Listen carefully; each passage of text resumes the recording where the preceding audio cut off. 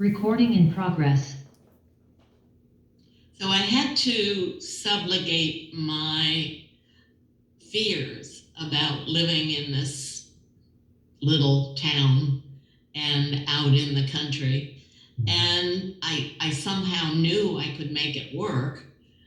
So it was just a matter of coming to grips with being able to do it, being able to make it okay. From my perspective, you know that Ardith is a much more social animal than I am. Ardith craves interaction with people more than I do. And I was fairly certain that she would make this work. None of that was preordained, of course. But it turns out that Ardith essentially made this her community. She essentially organized things to meet her needs. For example, she very quickly developed a music listening group, a classical music listening group. So there were others in the community that were outsiders and some who were insiders who were, I think, similarly disposed, to, at least to some degree, as we were craving the same sorts of things. That led to the development of this music listening group.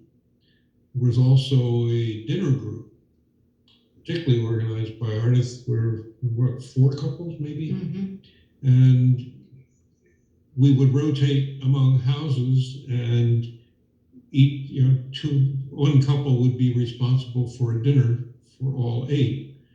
And what that would rotate around. So every month we were eating somebody else's house. And it turns out that somebody that was working in the community was an ex-Peace Corps volunteer in Korea who married a Korean woman.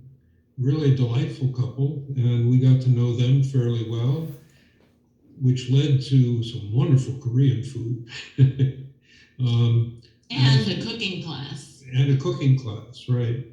And then there was the local little theater that operated out at the University Extension.